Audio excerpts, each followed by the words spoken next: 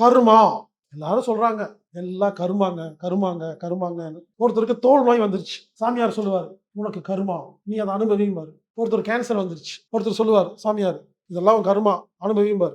கர்மா, அனுபவின்னு சொல்ற இவரு எதுக்கு கிளாஸ் நடத்தணும்? இப்ப எல்லாரும் கருமான்னு சொல்லி கிளாஸ் நடத்தாம இருக்கலாம்ல. புரிஞ்சுக்கங்க. கருமா பத்தி இப்ப பார்க்க போறோம். ஒரு பார்க்ல ஒருத்தர் உட்கார்ந்துட்டு செல்போன் பார்த்துட்டு இருக்காரு. அவர் பிளான் பண்றாரு. 10 நிமிஷம் கழிச்சு எந்திரிச்சு நடந்து அந்த ட்ரெயினை பிடிக்கலாம். பிடிச்சு இந்த இடத்துல இறங்கி பேங்க்குக்கு போய் பணம் எடுத்துட்டு இந்த இடத்துக்கு போய் அந்த இடத்துக்கு போயின்னு ஒரு பிளான் பண்றாரு. பிளான் பண்ணிட்டு செல்போன் இப்படி வைக்கிறாரு.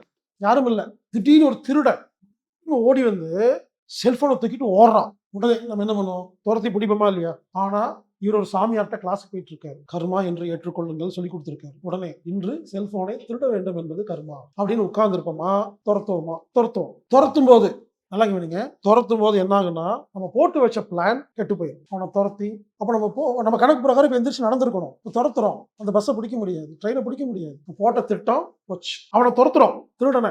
அவன் நல்லா WWFல வர குஸ்தி பைல்வான் மாதிரி இருக்கான். நம்ம அப்படி ஒல்லியா இருக்கும். ஓடும் போதே பிடிச்சாலும் அடிச்சிருவான். துரத்தும் போதே அப்படி ஓடுவாங்க. பிடிச்சாலும் அடிச்சிருவான். ஏன்னா பைல்வானா இருக்கான். அப்படி ஓடுவோமா இல்லையா? இதுக்கு பேரு நெகட்டிவ். பிடிக்கிறோம் அப்படின்னு போனா பாசிட்டிவ்.